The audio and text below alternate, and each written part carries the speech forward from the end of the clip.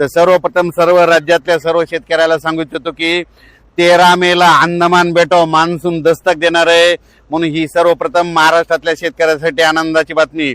13 मेला मान्सून अंदमान दस्तक देईल आणि तिथून दिल्याच्या नंतर तुम्हाला सांगतो 13-14 पर्यंत 2-3 दिवस तिथं पडल्याच्या नंतर 10 दिवस केरळला यायला लागतात न ते 25-26 पर्यंत केरळ पर्यंत येईल आणि तिथून 10 दिवस म्हणजे 7-8 जूनला महाराष्ट्रात मान्सून दाखल होण्याचे चान्सेस म्हणजे चिन्ह दिसत आहेत, म्हणून ही सर्वप्रथम शेतकऱ्याची आनंदाची बातमी। दरवर्षीप्रमाणे यावर्षी जवळपास 8 दिवस पाऊस लवकर येत आहे, म्हणजे मान्सून अंदमान बेटामध्ये लवकर जवळपास 8 दिवस येत आहे।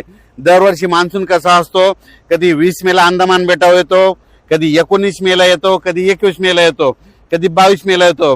पण यावर्षी जसं गेल्या वर्षी 12-13 मेला आलता तसंच यावर्षी देखील 13 मेला मात्र अंदमान बेटावर मान्सून दस्तक देणार आहे, म्हणून ही सर्वप्रथम महाराष्ट्रासाठी, देशासाठी, आंध्र प्रदेश, तामिळनाडू, कर्नाटक, केरळ, महाराष्ट्र या राज्यासाठी आनंदाची बातमी। म्हणून शेतकऱ्यांनी आता तुम्हाला सांगतो 36-37 दिवस पाऊस राहिलाय, तुम्ही शेतीचे कामे करून घ्या, कारण की राज्यात मान्सूनसाठी म्हणजे अंदमान बेटावर बंगालच्या खाडीमध्ये चांगलं पोषक वातावरण तयार होत आहे। नसता तुम्हाला एक सांगू इच्छितो 20 मे पर्यंत ते वातावरण तयार होत नसतं, पण या वर्षी जवळपास न काय होणार आहे 10 मे पासून तिथं हालचाली चालू होणार आहे आणि 13 मेला मात्र अंदमान बेटावर मान्सून दस्तक देईल, मान्सून दाखल होणार, म्हणून ही सर्वप्रथम शेतकऱ्यासाठी आनंदाची बातमी। तिथून पुढचा प्रवास कसा राहील हे तुम्हाला मी अंदाजामध्ये सांगणार आहे, म्हणून हे देखील सर्व शेतकऱ्यांनी लक्षात घ्यायचं। राज्यात मात्र आता सध्या जवळपास 10-12 दिवस तीव्र उन्हाची लाट राहणार आहे, उन्हाचा पारा राहणार आहे, म्हणून शेतकऱ्यांनी स्वतःची काळजी घ्यायची, पाळीव प्राण्याची घ्यायची, पशुधनाची घ्यायची, म्हणून हे देखील सर्व शेतकऱ्यांनी लक्षात घ्यायचं।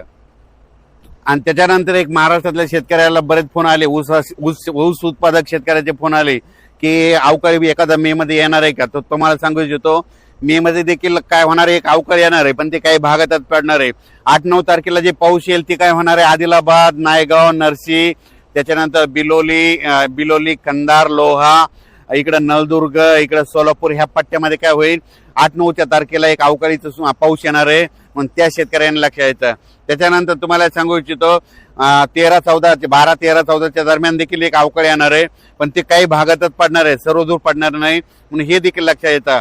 पण राज्यात सगळ्यात महत्वाची म्हणजे आनंदाची बातमी, अभ्यास केल्याच्या अंती 13 मेला मात्र अंदमान बेटावर मान्सून दस्तक देणार आहे, दाखल होणार आहे, म्हणून हे लक्षात यायचं। तिथून 10-12 दिवस काय होतं केरळ यायला लागतं आणि तिथून 5-8-9 दिवस लगेच आपल्या महाराष्ट्रामध्ये यायला लागतं, म्हणजे 7-8 जूनला महाराष्ट्रात पाऊस येण्याचे चिन्ह दिसत आहेत, म्हणून हे देखील लक्षात यायचं। आणखीन त्याच्यामध्ये बदल कसे होणार आहेत हे तुम्हाला दररोज 2-2 दिवसाला अपडेट दिला जाईल, म्हणून हे देखील सर्व शेतकऱ्यांना लक्षात यायचं।